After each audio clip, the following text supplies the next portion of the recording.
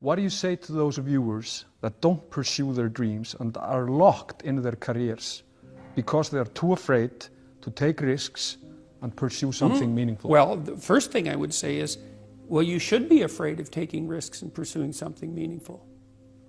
But you should be more afraid of staying where you are if it's making you miserable. It's like the first thing you want to do is dispense with the idea that you get to have any permanent security outside of your ability to contend and adapt. It's the same issue with children. It's like you're paying a price by sitting there being miserable. You might say, well, the devil I know is better than the one I don't. It's like, don't be so sure of that. The clock is ticking.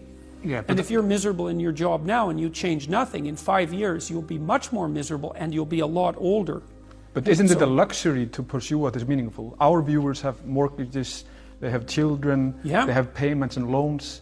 It's a luxury to pursue because we lack the resources. Well, I don't remember now, I'm not talking about what makes you happy. It's a luxury to pursue what makes you happy. It's a moral obligation to pursue what you find meaningful. And that doesn't mean it's easy. It might require sacrifice. If you need to change your job too, let's say you have a family and children and a mortgage, you have responsibilities. You've already picked up those responsibilities. You don't just get to walk away scot-free and say, well, I don't like my job, I quit. That's no strategy. But what you might have to do is you think, well, this job is killing my soul. All right, so what do I have to do about that? Well, I have to look for another job. Well, no one wants to hire me. It's like, okay, maybe you need to educate yourself more. Maybe you need to update your curriculum vitae, your resume. Maybe you need to overcome your fear of being interviewed. Maybe you need to sharpen your social skills. Like, you have to think about these things strategically. If you're going to switch careers, you have to do it like an intelligent, responsible person. That might take you a couple of years of effort to do properly. When you say pursue something meaningful, is it important to have a vocation? I think it's more important to have an ethos, an ethic.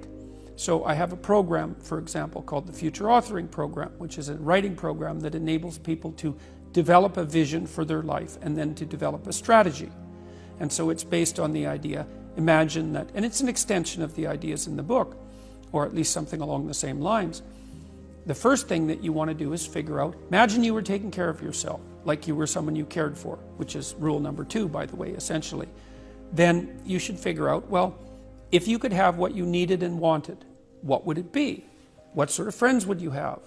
What would your family relationships look like? How would you conduct yourself with your children? How would you educate yourself?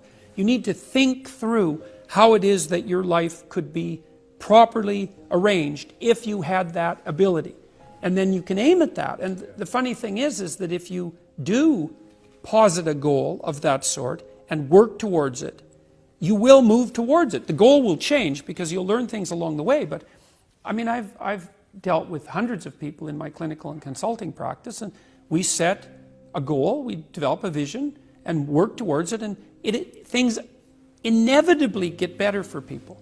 So it's not a luxury, it's difficult. It's a moral responsibility, and it isn't happiness. It's not, the pursuit isn't for happiness.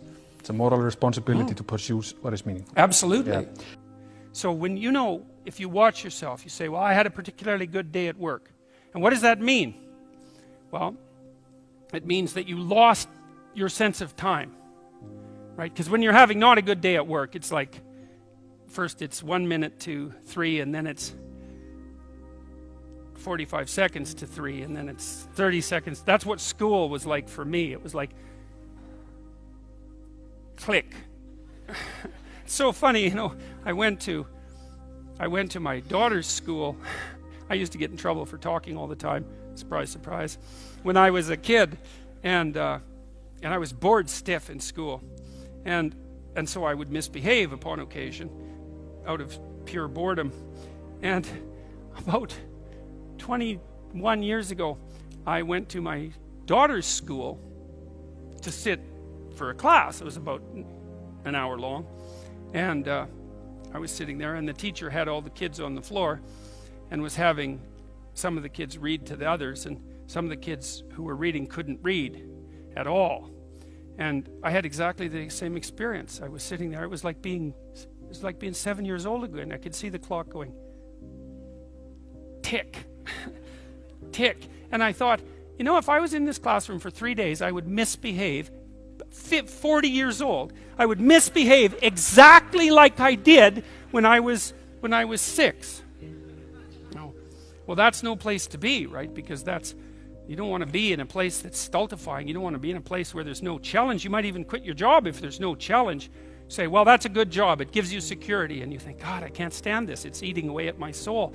It's all security and no challenge. So why do you want to challenge? Because that's what you're built for.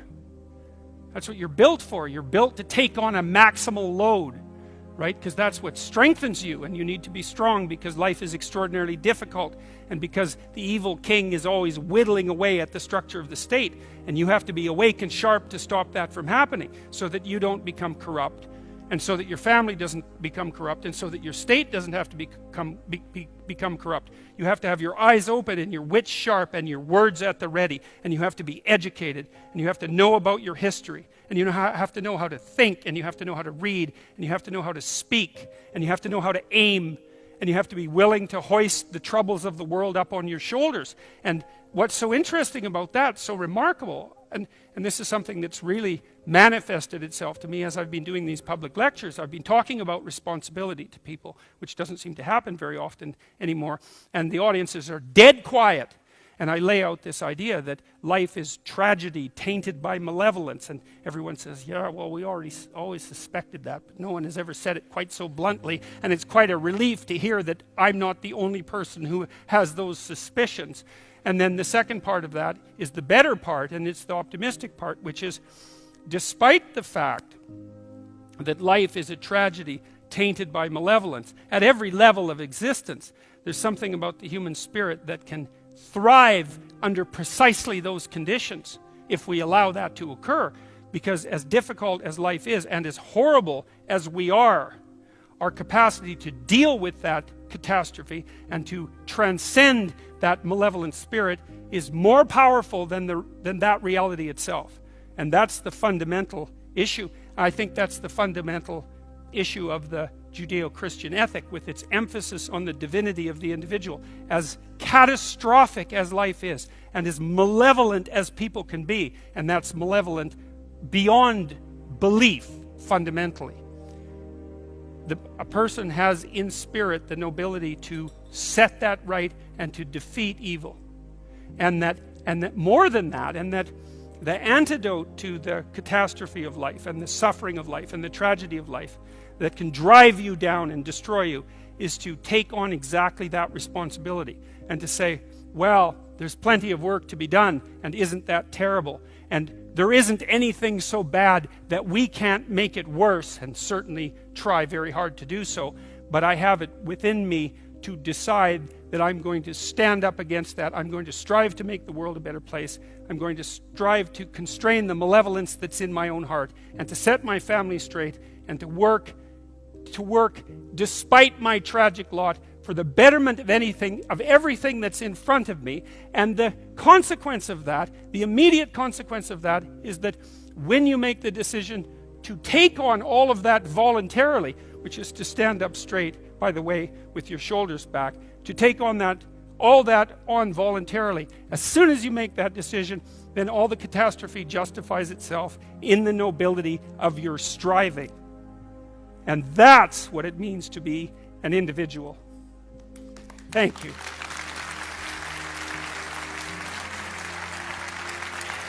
When I was 25 or so, I probably weighed about 138 pounds. I smoked like a pack of cigarettes a day. I drank tremendous amount of alcohol. I was from northern Alberta, this rough little town up in northern Alberta called Fairview, and there were long winters there, and my friends were heavy drinkers, and most of them dropped out of school by the time they were 15 or 16, went off to work on the oil rigs, and it was a rough town, and we drank a lot. And I started when I was 14, and and so I had a lot of bad habits, let's say, and things and I wasn't in great shape physically, and I was also still intellectually obsessed as I am now, and so that would have been in 85. But I decided around then, about 85, 84, something like that, maybe a little earlier, that I was really going to try to get my act together, and so I started doing that. First of all, I I quit smoking. Well, that took a long time because I eventually had to quit drinking too in order to quit smoking. And I started working out, started playing sports, which I'd never done. I was a small kid. I'd been skipped a grade, and I was a small for my age. So sports were never, especially team sports, were never really a domain of expertise for me. Although I skied and went trapping with my dad, went, cross-country skiing and camping and all that. So, but when I went to graduate school, I started swimming. The first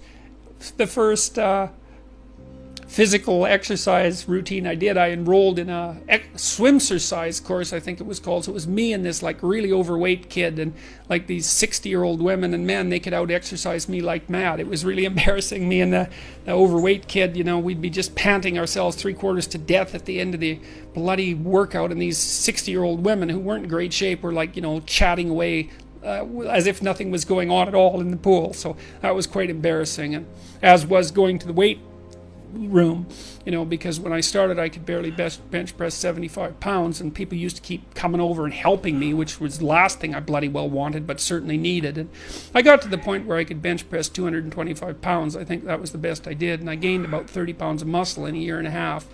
So that was a good thing. So like I was kind of a wild man, and I'm a little bit manic in my temperament, and so I was kind of going every direction at the same time.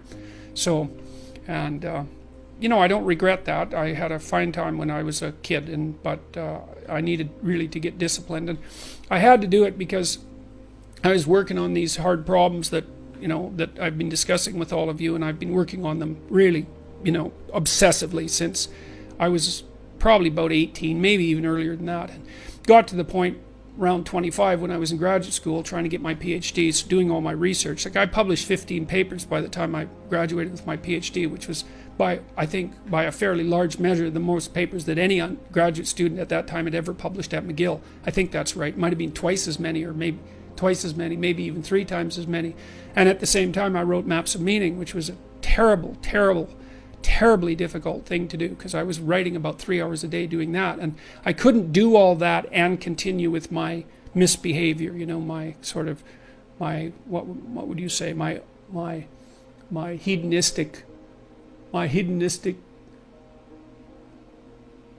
massive hedonistic consumption of alcohol and all of that. I just couldn't keep it up, and also work seriously on the issues that were at hand. So I had to stop. That's a sacrifice. I had to stop messing about and straighten myself out. And I got married. Well, the woman who's my wife, Tammy, who I've known since she was 8 years old, she lived across the street from me in this little town called Fairview, and I was in love with her like the first time I saw her, which is quite the bloody thing. So that's worked out pretty well for me. But she came to live with me about the same time, and we decided jointly to get our act together, and we swore that we'd tell each other the truth, which I think she's actually done better than me. Like I don't think she's lied to me ever in our entire marriage, which is unbelievable, and it's been so useful because I can really tell her things and we can really talk. So I tell you, if you want to have a good relationship, man, you embed it in the truth, because if you don't embed it in the truth, you don't have a relationship. It's just lies. It's a tissue of lies, and it will dissolve in the chaos as soon as a crisis comes along. So the truth is a terrible thing, but not compared to falsehood. So all right, so let's look at the live chat here. You hear the egalitarian clarion call everywhere. Everything should be equal. Everything should be equally distributed. We should strive for equity. It's like wrong, especially if you're a conservative. Wrong. What we want are just hierarchies of competence. Not everyone's a neurosurgeon. If your father has a brain tumor, you probably want a hierarchy of competence for neurosurgeons, so you can pick the one that's the best, so that he might not die. That's what a hierarchy of competence is for. For the postmodernists, there's no hierarchy that isn't based on power. Well, because they think the world runs on power. And that's why they're willing to use power to get what they want, because it's the only thing they believe in. But a valid hierarchy of competence, it's God, we need those things, man. We need the best plumbers. We need the best contractors. We need the best carpenters. We need the best lecturers. There has to be a hierarchy of quality, And not only so that we know who the best are and can reward them properly, but so that we can reward them so they keep being the best. It's like, if you have a great educator, if you have a great leader, if you have a great thinker, you want to reward them so they keep thinking and they keep educating so they can tell you something. It's not a reward for their intrinsic being. It's a calculated move on your part to suck everything out of them that's valuable as fast as you can. That's what a hierarchy of competence is for. And the idea that hierarchies of competence don't exist it's so cynical. It's such a pathologically cynical idea. And it's actually quite patently untrue, because here's an interesting tidbit from the psychological literature. Let's say you want to determine what the best predictors are for lifetime success in a Western society. Well, what would you hope for? How about intelligence? There'd be a good one. Let's hope the smart people occupy more positions of complexity, right? Because they're smarter. Would you want it any other way? Okay, and that's great. The number one predictor of accomplishment in Western societies is intelligence. So that means the system works. What's the number two predictor? Conscientiousness. Well, what's that? It's a trait marker for hard work. So who gets ahead? Smart people who work hard. Now, that doesn't account for every bit of the difference between people in terms of their hierarchical structure, because hierarchies aren't perfect. They're corrupt. People get to the top sometimes because they're psychopathic, although, believe me, a hell of a lot less than you think. Because a psychopath has to keep moving from place to place, because once he reveals himself as deceitful and untrustworthy, he has to go find new suckers to fleece. So the idea that, there's no distinction between a CEO and a psychopath, it's like, that's only made by someone who A, knows nothing about psychopaths, B, knows nothing about CEOs, and C, has something fundamental against the entire capitalist structure, because it's simply not true. Corrupt, sometimes, greedy, sometimes, short-sighted, sometimes running companies that are doing their best to auger themselves into the ground, and so, it's bad people running a dying organization. But generally speaking, it's not the case. Our hierarchies of competence are reasonably functional, and not only are they functional, they're valuable. We need to know who the competent people are, and we need to reward them. And even more importantly, we need to tell young people, hey, there's some hierarchies of competence out there. Like 1,000 of them. Go be a plumber, man. But be a good one, Be an honest one. I had a plumber once, It was the night before we were putting drywall in our house. We were redoing a house, and he had put in all the plastic piping, and I was going to test the joints. They're supposed to be glued together with this pipe glue, right? And I told him I had to test the joints, and he said, well, you don't have to test my joints, they never leak. And I thought, yeah, that's okay. How about if I test them? So I went up on the 3rd floor and filled the pipes with water, capping them in the basement like you're supposed to. And like half an hour later, I had 2 inches of water in the basement. There were 30 leaking joints. And that was the night before the drywallers were supposed to show up. So he wasn't particularly competent. That's the point of that story. But even more so, he had put a bunch of the plastic pipe outside where the drywall would be, so it would have been sticking through the wall. So I spent a frenetic night, sawing through plastic pipe and re-gluing joints so that the drywallers could come in. What's the point? If you're going to be a plumber, man, be a good plumber, because otherwise all you do is go out there and cause trouble. We don't need people to cause more trouble. We need people to solve problems.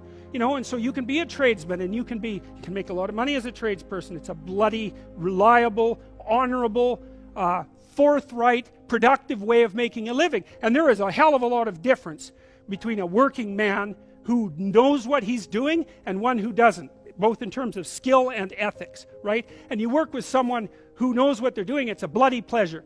They tell you what they're going to do, they tell you how much it will cost, they go and do it, it works, and you pay them. Perfect. Everyone's happy. And that's what happens when you have genuine hierarchies of competence. And so you listen to these panderers of egalitarianism and equity, and they fail to recognize completely that there are differences in rank between people. It's not such a terrible thing, man. Maybe you wouldn't be a great lawyer. Like, it's certainly possible. Most people aren't. But that doesn't mean there isn't something you could be great at. There's lots of hierarchies to attempt to climb, and if you fail in one, go try in another. But the point is, you're still trying to aim for the top, and what the hell are you going to do if you don't try to aim for the top? Flap about uselessly and whine about your life? It's not helpful. It'll just make you miserable. You're not reliable to anyone. You can't help out in a crisis. It's like, so you tell young people, and this is another message for conservatives, like, I don't care what you're going to do, but go out there and make something of yourself for God's sake. Be an honest person and work and get to the top of whatever it is that you want to get to the top of. You know, and stand up for yourself like a respectable human being and be a bit of a light on the world instead of a blight. You know, and you can tell young people that, and they haven't been told that by anyone now. And so the young men are so hungry for that it's painful to watch. They're so relieved when someone finally comes up and says, hey, you know, you get your act together a bit, discipline yourself, see if you can learn to tell the truth, concentrate on something for a year or two, you could be a bloody world beater. They think, really? That's possible? Wow, that would be interesting. That might make life worth living. It's like, yeah, it might. So why don't you go do it? That's what the damn universities were supposed to be teaching people, and they've forgotten that. I went to Harvard a month and a half. I used to teach there. And I talked to a bunch of students, you know, and I told them, it's not easy to get into Harvard, you know. Like, you're a valedictorian if you're at Harvard.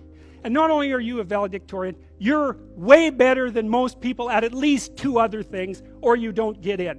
And so, like, it's, I don't know what the acceptance rate is, like 5%, and believe me, not everybody applies, so it's a very selective school. And so why am I saying that? It's like, these are high-quality kids. So I told them what I just told you. It's like, here you are at Harvard. It's like, get yourself educated, man. Read some books, learn to talk, learn to think. Make yourself into something. Get the hell out there and make the world that put you here happy that you were put there in that great institution. You know, and they came up to me afterwards and said, God, I wish someone would have told us that when we were in our first year. It's like, Jesus, why didn't someone tell them that? For God's sake, it's supposed to be the greatest university in the world. Is it so difficult to figure that out? Well, it is if that isn't what you want to have happen in the university. You want to make cringing milksops who whine about being victims while they're going to Ivy League institutions. Jesus, it's pathetic.